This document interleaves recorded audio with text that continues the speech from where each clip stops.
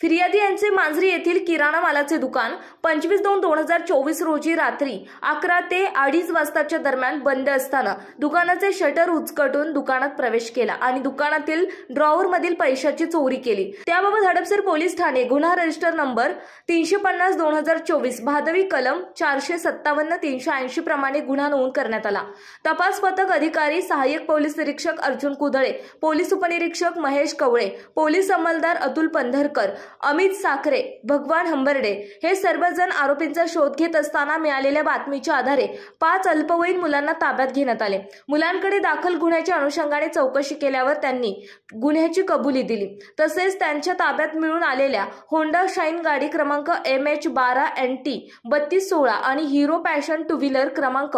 MH12QL 5990 या दुचाकी वाहनांबाबत तपास करता दोन्ही वाहने ही नमूद मुलांनी एकत्रितरित्या 25/2/2024 रोजी रात्री 12 वाजताच्या सुमारास रामटेकडी पुणे येथून चोरी केली असल्याने त्यावरून रात्री मांजरी येथील किराणा दुकानाचे शटरचे लॉक तोडून घरफोडी केली असल्याचे सांगितले। वाहन चोरी केल्याबाबत वानवडी पोलीस स्टेशन पुणे शहर येथे गुन्हा रजिस्टर नंबर 174/2024 भादवी कलम